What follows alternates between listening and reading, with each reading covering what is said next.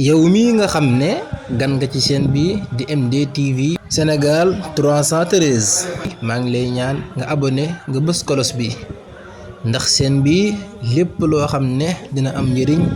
dinañ leen ko indil ci chaîne bi incha allahu rabbi di MDTV Sénégal 313.